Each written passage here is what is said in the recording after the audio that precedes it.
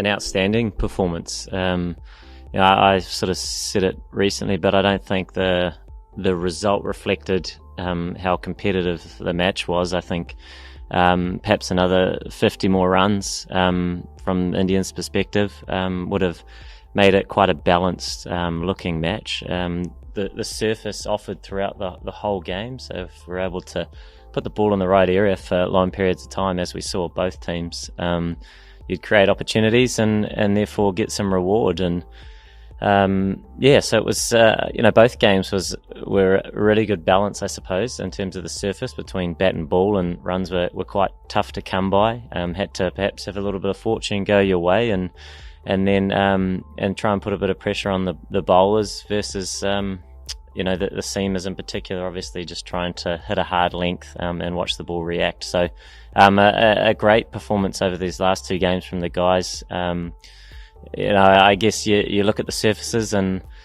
they perhaps were both seam bowler friendly.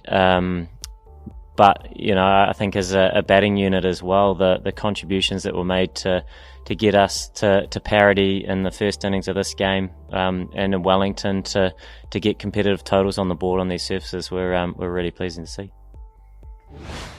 We all know how strong India are all around the world, and there's been a lot of talk about their pace bowling attack, and they certainly showed their quality in this series, and it was a very, very competitive series. But it was nice from our team's perspective to make that adjustment, that step up from a tough series in Australia, and put out a couple of strong performances. So a brilliant effort.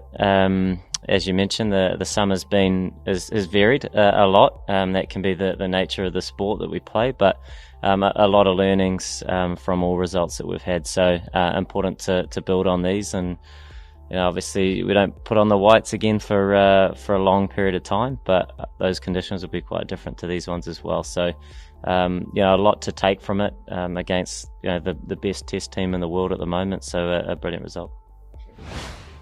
Probably the three top Test teams in the world, and we all have them in the one go, which obviously going into it was going to be and was very much a very, very tough challenge. And we talk about the quality of the opposition, but obviously the difference in conditions as well, and that has a factor. But a disappointing, I suppose, showing in Australia. But then at the same time, it was important that when we were playing at home, we continued to try and play the style of cricket that was important to us, and playing well and ultimately trying to get results in our conditions. And we saw that against two very, very strong sides. So a lot of positives and and a lot of learnings from that Australian experience as well. I did notice you've been hanging out by the nets a lot when we've been training. Yeah, is that the most recent observation? No, he's he's a fantastic bowler, and when the ball is moving, he's a great exponent of putting it in the right area from that left arm angle and getting that movement. And whether that's in the nets or whether that's out in the middle, it's obviously very challenging to face. And I thought the plans that we looked to adopt and how he came around the wicket and changed that angle was brilliant. Yeah, so look, he's outstanding in these two games, and in fact, I think a lot of his strengths was when he came back after his initial spell with a slightly older ball and brought a lot of intensity, and that's something that I guess we're being used to see from Trent, but it was nice after a period of time off, and he certainly brought that for us. Can truly bat in terms of his technique and how he looks to approach his innings. So, and his runs throughout this series were incredibly valuable, because runs were quite tough to come by because of the nature of the surface. So very valuable runs. But in terms of his complementary to the attack, we always look at a balanced attack and what guys can bring, and some, I guess, different threats, I suppose, that you're always trying to introduce. And naturally his height, the bounce that he gets, but bowls a very, very good line as well to challenge guys around that fourth stump, was brilliant to see. And in both first innings of of both games was huge in us building a bit of pressure and taking some key wickets as well.